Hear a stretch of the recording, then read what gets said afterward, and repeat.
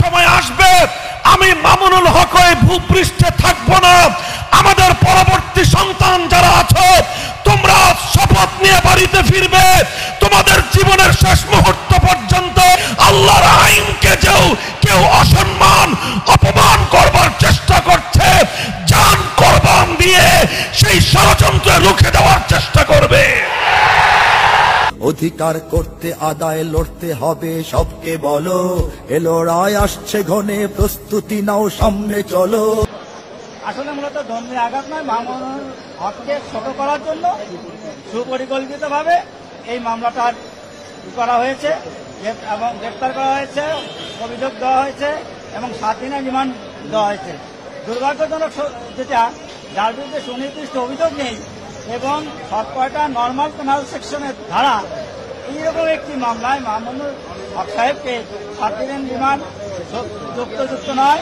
আল্লাহর আইনকে কেউ অসম্মান অপমান করবার চেষ্টা করছে, জান কোরবান দিয়ে সেই ষড়যন্ত্র রুখে দেওয়ার চেষ্টা করবে। যদি জিহাদ মাঠে মাগো মৃত্যু হয়, তোমার চোখে যেন জল ঝরে না। যদি জিহাদ মাঠে মাগো মৃত্যু হয়, তোমার চোখে যেন জল ঝরে না।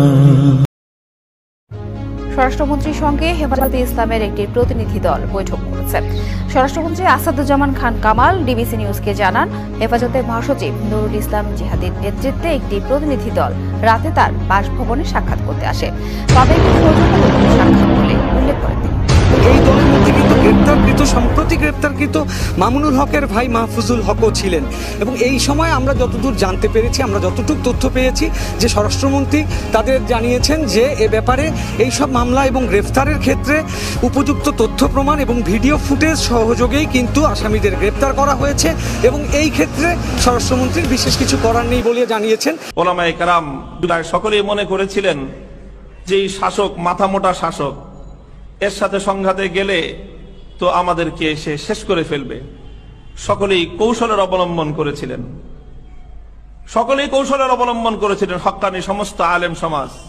ইমাম আহমদ ইবনে হাম্বল চিন্তা করলেন, এখন আমিও যদি এইভাবে অন্য হুজুরদের মতো যদি কৌশল অবলম্বন করে বলে যাই, তাহলে পৃথিবীর ইতিহাস এটাই লেখা হবে যে সময়ের অত্যাচারী শাসকের সামনে সময়ের সকল ওলামায়ে কেরাম হক কথাটি অনুচ্চারিত রেখে তারা কৌশল অবলম্বন করে নিজেদেরকে রক্ষা করে গেছেন। ইমাম আহমদ ইবনে হাম্বল বলেন, আমি বলবো, তবে আমি কোনো অন্ধকার কুঠুরিতে বলবো না, আবদ্ধ ঘরে বলবো না, আমি গোটা দেশের জনসম্মুখে জামে মসজিদে বলবো। জামে মসজিদের মিম্বারে দাঁড়িয়ে ইমাম আহমদ ইবনে হাম্বল রাহমাতুল্লাহি আলাইহি দ্ব্যর্থহীন ভাষায় সকল জনগণ এবং শাসককে সামনে রেখে বলেছিলেন, আল কোরআন কালামুল্লাহি তাআলা কাদীমুন গায়রু হাদিস। বলেছিলেন যে কোরআন কাদিম। এরপর কি হয়েছিল ইতিহাস লেখে। ইমাম আহমদ ইবনে হাম্বল রাহমাতুল্লাহি আলাইহির উপর জুলুম এবং নির্যাতনের সেই স্টিম রোলার পরিচালিত হয়েছিল, যার রক্তের স্রোত দিয়ে পৃথিবীর বুকে আল্লাহর দ্বীনের ঝান্ডা সমুন্নত হয়েছিল এবং হক চিরদিনের জন্য মাথা উঁচু করে দাঁড়িয়ে গিয়েছিল। ফিরকা তরিকা মাযহাব আর রাজনীতি নিয়ে কেন লড়াই, মুসলিম নামে এক হও সবে চেয়ে দেখো আর সময় নাই। ফিরকা তরিকা মাযহাব আর রাজনীতি নিয়ে কেন লড়াই, মুসলিম নামে এক হও সবে চেয়ে দেখো আর সময় নাই। তুমি বড় আমি ছোট হতে পারি, এ নিয়ে করো না কোনো বড়াই। তুমি বড় আমি ছোট হতে পারি, এ নিয়ে করো না কোনো বড়াই। বিপদে আমার পাশে থাকো তুমি, আমিও তোমার লাগবো কাজ। বাংলার সব পীর মাশায়েখ ওলামা জনতা জাগরে আজ, হাতে হাত ধরে এক হও ওরে বজ্র কণ্ঠে তোলো আওয়াজ। ওলিয়া উলিয়া মুজাহিদিনের মেহনতে গোড়া এই জমিন, নাপাক বানাতে দেব না কাউকে মুমিনের এই যায় নামাজ। কইরে খালিদ কইরে ওমর, এসেছে নতুন বদর, কইরে সেই দিগ্বিজয়ী নবীন মুজাহিদ। এখনো কি গাইতে হবে ঘুম ভাঙানি গীত, এখনো কি গাইতে হবে ঘুম ভাঙানি গীত। বিশ্ব আজি জেগেছে তাই তোকেও বলি চল, তোর দিকে যে চেয়ে আছে মাজলুমানের দল। বিশ্ব আজি জেগেছে তাই তোকেও বলি চল, তোর দিকে যে চেয়ে আছে মাজলুমানের দল।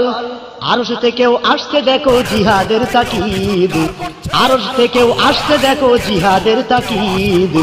এখনো কি গাইতে হবে ঘুম ভাঙানি গীত, এখনো কি গাইতে হবে ঘুম ভাঙানি গীত।